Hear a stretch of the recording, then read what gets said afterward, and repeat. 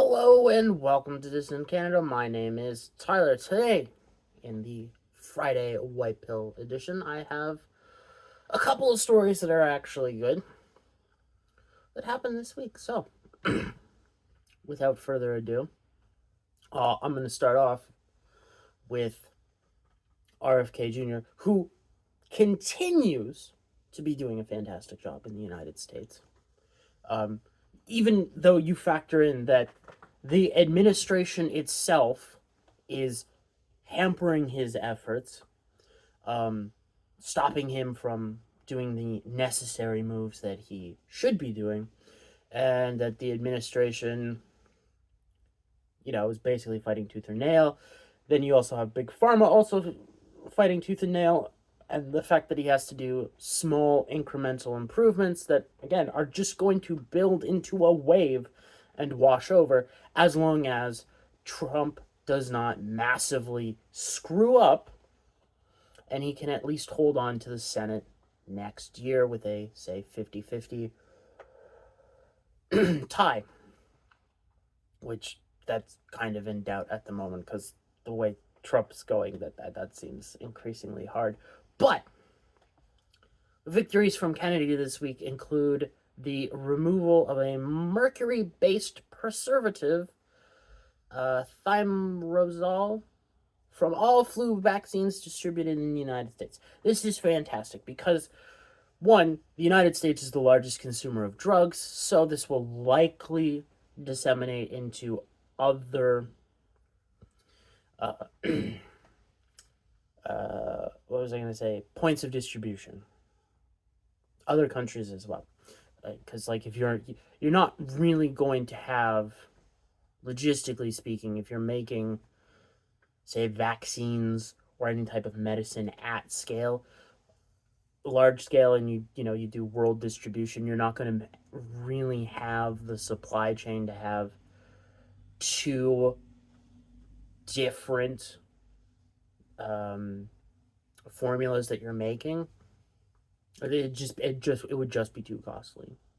I mean, so that's really, really, really good. It's also setting precedent, which is also very good. It's building this tidal wave of slow incremental improvements, forcing big pharma to stop the harm that they have been doing. And while we're specifically on the topic of the flu vaccine, which its effectiveness year to year varies due to the fact that when they start manufacturing, they have to pick a flu strain that they think is going to do. Plus, you have to calculate, what's the actual effectiveness of the vaccine itself, which is in doubt. As you can read in many of RFK's recent books.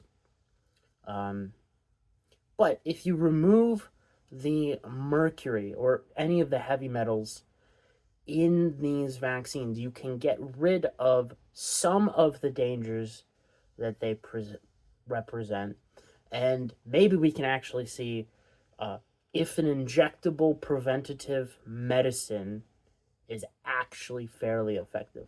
I would like to find that out just to see if there's a paper from the 70s, if I'm not mistaken, that attributes the majority of health improvements inside the United States due to things like the dissemination of clean drinking water, better food safety due to refrigerators and so on and so forth. That lines of stuff then to the vaccination schedule that had already been out for a little bit. I would love a return back to that science just because it's a fascinating topic, and we can disprove some nonsense. Sticking with Kennedy, though, okay, he is going after the organ procurement process which fantastic. I have been a long skeptic of being an organ donor. Uh, Started when I was on heavy doses of medication that I no longer am on and no longer need. But besides the point, that's when my hesitancy started. I was like, well, I could check yes to this, but like the medications I'm on are going to stay in the organs because it's disseminated through the whole body, and that could really, really fuck someone up. That's where the hesitancy started. And at some point, I'm pretty sure I came across Alex Jones talking about it, and like how there are enough pressures, like even if you don't, go into um, the whole conspiracy thing that I think Alex put together, there's enough pressures from the staff looking after the patient that is in, say, a coma state or some type of are they alive, are they not state, that there would be an institutional bias towards, well, we could really use the organs. And now the fact that Kennedy's talking about it and looking into it and wants to hold people accountable for this is, again, extremely white pill is all hell. Because, like, the organ procurement industry, even before, let's say the Chinese got involved, when you could, like, schedule a date for a transplant. And if you don't understand the insanity of scheduling a date for an organ transplant and what that entails, think about how you procure an organ and how you would have to schedule that. Won't go any further into that because that opens a whole darkness. Today's a white pill. So Kennedy's going to look into this, and Kennedy will most likely publish results and bring attention to this, which will, again, force other nations to do a similar thing or have the accusations floating around that they are demonic and basically necromancers of some variety. And it won't be like a small, say Alex Jones sized group, which again, really relatively small in comparison to the world. Like, this will be a lot of people and pointing to actionable data, which is much different than Alex Jones doing his show and, acting like Alex Jones. As I have said for a very long time, it is not what you say, but how you say it that matters most. It doesn't matter if it's politics, medicine, what have you not. You can say the craziest shit, all right? But if you say it correctly, people will believe you. All right? So that's just to start off. Now, we have a small white pill here in Canada. This past week, the premiers had a meeting, and the premiers of Alberta, Saskatchewan, and Ontario came out and have continued their court of public opinion campaign to twist the arm of Mark Carney to get at least one pipeline built. Now, I have said this for a while now, that pipeline is most likely going to get built. All right. The timing is probably, again, the announcement is most likely, because timing matters, just before, say, at most 2-3 weeks before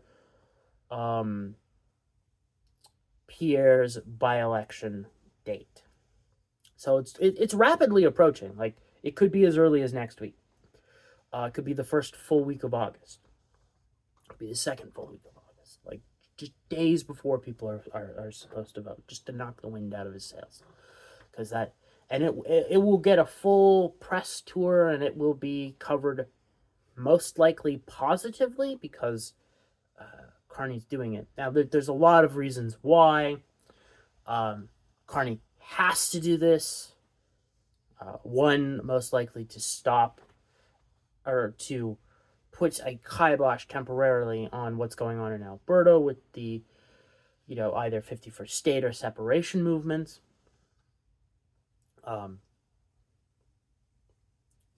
he knows that. And if you look at how he's playing the trade deal with the United States, all right, there's only so much he can do with a deal with America, realistically, okay?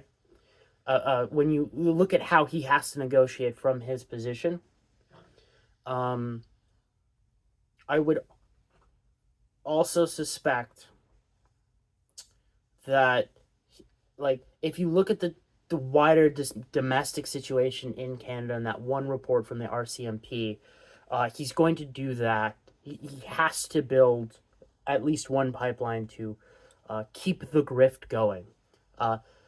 Most likely, liberal insiders will be heavily invested in whatever companies are involved. Completely expect that. That's just normal politics at this point. But again, like, the signal of that pipeline being built, it looks like a deal has been reached on the back end, but Carney, I don't think, has communicated to the three premiers it needs to when that will happen, which is why, again, at the premier meeting, I think, it was it's Danielle, Mo, and Ford twisting the arms of Carney in an attempt to get him to announce. At least that's my operating theory at this time. So I do suspect at least that one pipeline to be built. I suspect there will be an LNG pipeline going out west as well. To properly feed that LNG recently completed. Oh God, it's not a. Is it a port? Is it a full-on port? Whatever. There's a shipping station to offload LNG onto boats and ship it out into the Asian markets. Like, the first boatload to Korea launched, I think, like a week or so ago. So I suspect that will continue. I don't think, with how the Bloc is playing very well Canadian politics, by the way, very well, I don't think they can get a pipeline through Quebec politically. They could totally do it, but they'd have problems with Quebec, and Quebec is kind of a tentative stronghold for the Liberals at the moment.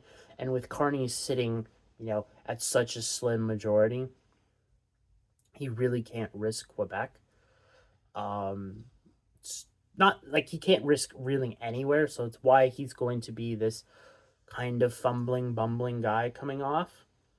But I think things will, progress on the fronts of using natural resources in Canada, mostly because it has to, and because the premiers understand to a certain degree what position they are in. I would say that Danielle Smith and Ford are playing the game the best. Ford, I think, is playing it by far the best. He's kissing Carney's ass at certain points, but then twisting his arm to get things done. Like, remember, Ford has to play a very difficult game. Now, don't get me wrong. I still think Ford is a piece of shit. But the game he is playing is very difficult because there are still 5 years of the Bank of Canada holding quite a bit of Ontario debt to the point where they could cause a sovereign debt crisis for Ontario if they were to fire sale that, which they would need the prodding of the Prime Minister to do. So, like, Ford, I think, is politically adept. He's at playing carny to a certain degree. On the Ontario front, he is just trash. Corrupt as all hell. But that's every Ontario premier that's been in my lifetime. Like, just look at the horrendous bullshit that Kathleen Wynne did. Not too far from me is Conestoga College, and when there was a massive, like, teachers union strike that was going on throughout, I think, all the colleges, but the reason I bring up Conestoga is because Kathleen Wynne's niece went to Conestoga College, so she stepped in, illegally, by the way. Like, Conestoga College, other than getting, some provincial funding and some federal funding, is a private entity. So the government stepped in between two private entities having a negotiation that was going to favor the teachers union. Like, it was just going to, and like, it went on for a long time. It wasn't just like a couple weeks, if I remember correctly. It was like months. And like, all it did was raise tuitions by like a lot overnight. So, yeah. Only reason she got involved was because of her niece. Could not care before that when her niece came crying, Auntie, fix this. Auntie stepped in and fixed it. Like, then you've got the horrendous deal of the sale of her Hydro One that happened. That was horrendous. Now, Ontario still holds, I don't know if we hold the controlling share, but we do hold a share of it. Like, it's still partially a Crown corporation. It's just all fucked. All fucked. Yeah. But, again, the pipeline, I'm pretty sure, is on the way. Like, the premiers are on board, and I love how in the joint statement they leave out the Manitoba premier because I think, right, he's an NDP chucklefuck, so the government's gonna give him, the feds are probably gonna give him some NDP wet dream to get that pipeline through that province into Ontario, but it doesn't really matter that much. Last white pill is it's about Tulsi. Tulsi continues to be fucking fabulous at her job. She has not only referred Obama and others for criminal prosecution at the DOJ, she saw no movement on that front, so she is using the court of public opinion to try and twist Pam Blondie's arm into doing something by actually releasing the information some of the information to the public. I would suspect she will release more and more as time goes on. I still don't think there will be a fucking prosecution or an indictment or charges at all. A task force was set up the other day to deal with it, and that just, with Pam Blondie in charge, it just smells of a cover-up, because what you would do is you create a task force, and you slow roll it, you let them investigate for a couple years, and then you say, oh, look, shucks, time ran out, we can't actually get these fuckers. But here's a report, they did some things bad, but we don't think it's seditious treason, so we can't charge them. Oh, and look, the clock ran out. It's the same playbook that you see time and time again.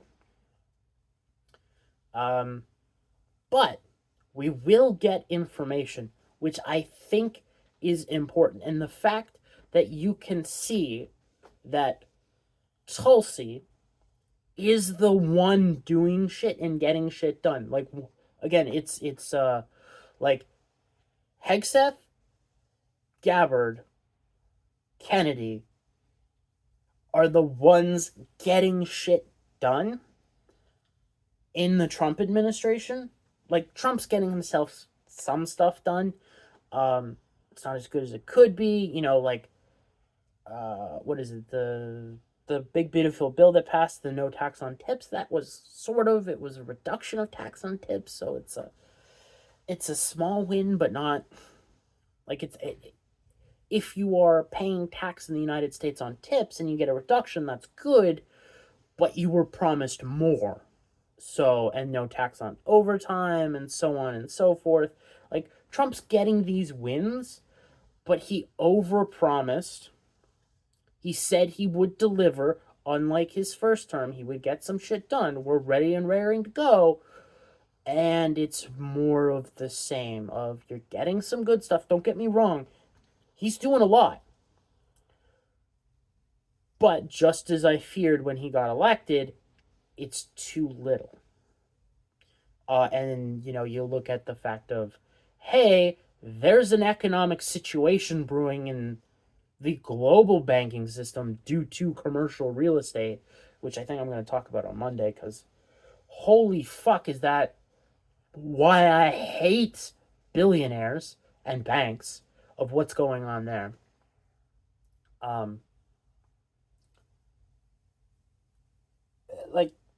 But if I try to get back to my point, is it gives a future for specifically Kennedy and Tulsi politically. What they do next, I have no idea, but with them being actually aligned with MAGA and Maha, all right, and the ones doing the work, there is a potential for them to work together post Trump administration, because I don't think JD as of yet has a chance in hell of winning in 2028.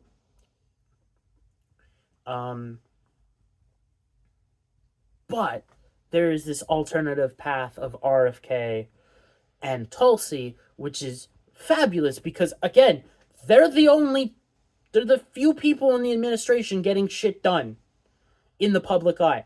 Like, the reason why we have JFK files, RFK files, MLK files is because of Tulsi. The reason why there is movement against Big Pharma is because Robert Kennedy has spent like a decade plus of understanding the apparatus in the government that Big Pharma uses, and he is like systematically, slowly dismantling pieces of it and moving slowly while having to contend with the fact that Susie Wiles is trying to fucking cockblock him at every turn.